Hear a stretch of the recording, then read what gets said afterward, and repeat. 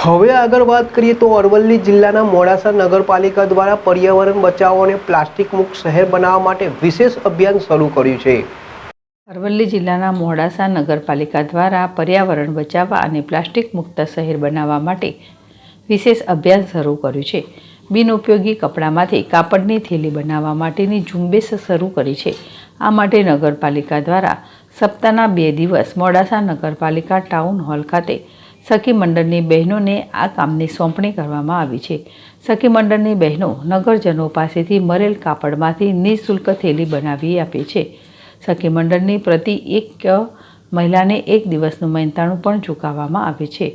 નગરજનો પ્લાસ્ટિકની બેગનો ઉપયોગ કરવાનું ટાળે તે માટે આ અભિયાન વિશ્વ પર્યાવરણ દિવસથી શરૂ કરવામાં આવ્યું છે। નમન પંડ્યા, ZSTV, અરવલ્લી। મારું નામ રાજવી પારુલબેન હિતેશભાઈ છે।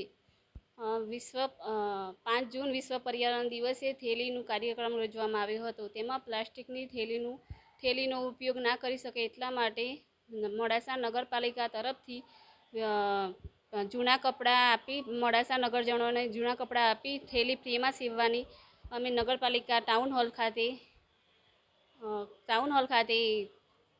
આયોજન કરવામાં આવેલું છે। તેમાં ફ્રીમાં અમે થેલી સીવીએ છીએ।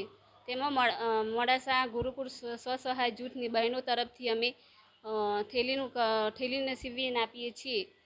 ત્યાં અમને 449 રૂપિયા રોજ આપવા